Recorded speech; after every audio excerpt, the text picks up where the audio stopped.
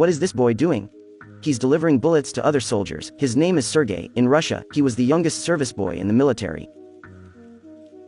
This year, he just turned 6 years old, but he had to go to the front line. Time went back a few days earlier. Sergei was standing, crying in a forest. He kept calling for his mother. The boy had just lost his family. The German army burned down the village where he lived. The pain of losing someone was sometimes difficult for adults, not to mention he was a child. Sergei with an empty stomach reached the stream, just taking a few sips of water. Suddenly there was a sound. Sergei hid in a tree stump, so as not to be discovered by the German, but when he raised his head, he saw a snake at the top of his head. Sergei quickly gagged. The boy did not dare to breathe hard.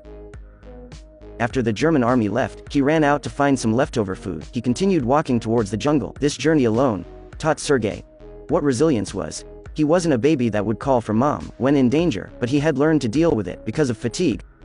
Sergei lay on the ground and fell asleep. Not long after, several Russian spy soldiers spotted him. The soldier named Andrei brought the boy back to the army. When he woke up, Sergei was very scared. Commander Kuznetsov repeatedly tried to comfort him. When asked about his parents, tears began falling from the boy's eyes again.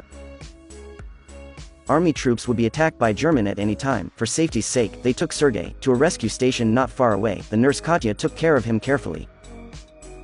His adorable innocence brought laughter to everyone. The commander also regularly visited him. While talking, Sergei was very interested in the commander's gun. The boy said, "Well, with such weapons, no enemy is afraid of us. Soon, we will defeat the enemy."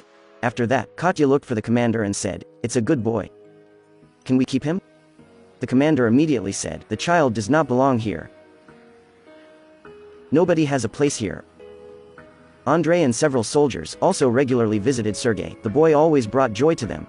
No one expected that the kid they picked up now became a favorite person in the troop. The soldiers even arose feelings for him, because they all had children. When they saw the boy, they felt warm. Everyone was fighting for people like him. Someone began to convince the commander to let the boy stay. "We will all take care of him." That day, Sergei's wound was completely healed. He had to go. The commander gave Sergei the gun he made by his own hands. Named.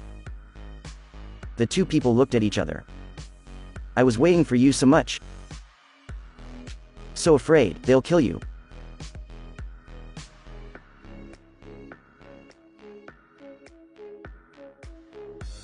This statement is stuck in the commander's heart. He was touched. He asked Sergei if the boy wanted to be his son. Is it possible? Let's try it.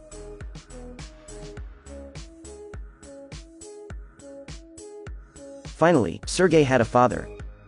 The tailor in the camp rushed to make the boy a military uniform. The next day when he woke up, Sergei picked up the uniform on the table. He was extremely happy. The moment he put on the suit, he had become a soldier. But all of a sudden, German planes flew over to bomb all over the barracks. The boy hid in a hole, fortunately, kept his life, but many soldiers were injured. He wanted to find his father. He asked everywhere how to shoot. Will the battle be over soon? They won't kill the commander.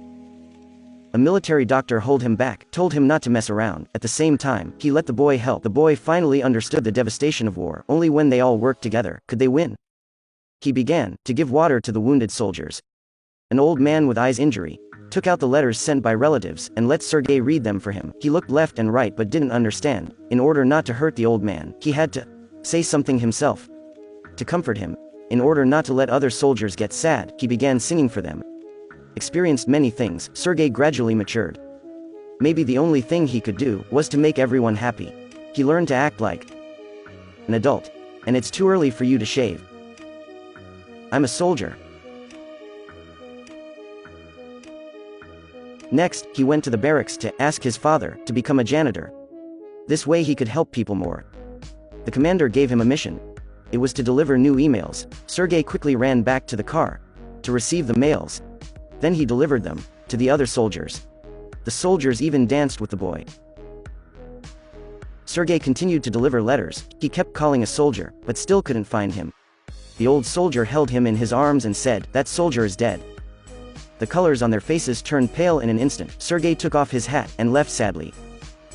On the way back, he once again tried to imitate the spy and looked around. Unexpectedly, he saw a pair of shoes hidden in the grass through binoculars. Those shoes were still moving. The boy felt strange, immediately ran back to report to Uncle Andrei. After listening to him, the soldiers were skeptical. "I need to check." They went to the grass as directed by Sergei. Indeed there were 2 German scouts in there. After a while, they tamed the scouts. This time Sergei had achieved a feat, but he was extremely humble. He never mentioned this to his father. To him, this was the duty of a soldier. Not long after, the German army launched an attack. They launched an attack on the barracks. The situation was extremely fierce. But Sergei was not afraid. He kept providing bullets for soldiers. The old soldier scolded, "This is not a place for children." Sergei left the battlefield. At the same time, the telephone lines on the battlefield were blown off. Sergei heard the conversation, then ran outside alone. He followed the phone line. Seeing the soldier injured by the bomb, he ran out of the ditch. Crawling forward him, he reached to the side of the soldier and asked how to connect the phone. After that, he held the wire in the soldier's hand, quickly hid in a pit, and found the remaining wire. He tried to join them together, and the signal recovered. The situation on the battlefield quickly turned around. Sergei once again achieved a feat. After the war ended, the troop moved to the barracks at the rear. The commander mentioned Sergei in front of the army about his outstanding performance. The commander was extremely proud. After that, he arranged for Sergei to check the equipment and supplies. Sergei went to the military zone and received a warm welcome. The soldiers played with him. Someone even gave him chocolate. But Sergei didn't consider himself a child. He showed a serious face and followed the orders. "Soldiers, get up, stand up." The soldiers stood up and gathered. "Who has torn boots? Step forward."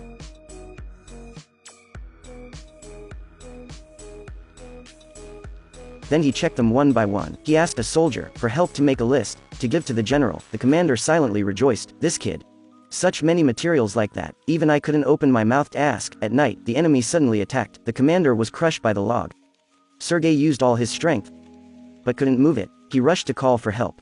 Then he could save his father. Seeing his father lying on the hospital bed, in his eye cavity, tears were welling up. The commander told him, "Men do not cry." After that, Sergei received the medal. Finally, he became a real soldier. Promised to serve the people. At the end of the movie, Sergei followed the army, marching to a distant place. This is a movie, adapted from a real character. Its original is Russia's youngest hero, Sergei Oleshkov.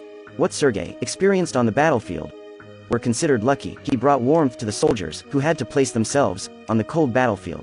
There were also spiritual cheers. War can be seen as devastating. A lot of people commented that such a lovely boy really shouldn't appear on the battlefield. And the scene that impressed me the most in the movie was what Katya said to the commander. "Nobody has a place here." That's right, who'd belong to this place? In order to protect the country, many orphans lost their parents. They were adopted by the Russian army and become members of them. They had a united name in the military. The sons of the captain. Whoever fought in the Russian war. Who didn't start as a child?